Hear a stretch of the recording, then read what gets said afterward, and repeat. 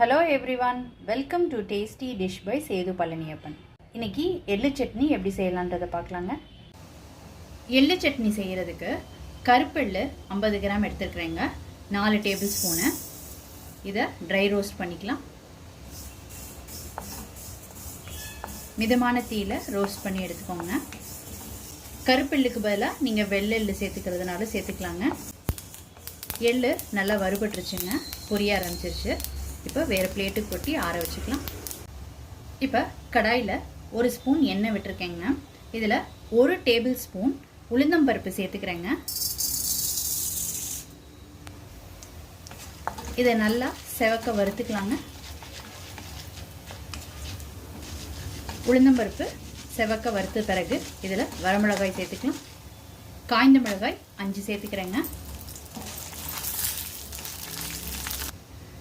அடுத்து இதில் சின்ன வெங்காயம் 1 கைப்பிடி சேர்த்துக்கிறேங்க. பூண்டு 5-6 பல் பூண்டு சேர்த்துக்கிறேன். 1 கொத்து கருவேப்பிலை. பூண்டு வெங்காயம் எல்லாம் நல்லா வதங்கிடுச்சு. இப்போ தேங்காய் 3 டேபிள் ஸ்பூன் சேர்த்துக்கிறேன். இதை கலந்து வச்சுக்கலாம்.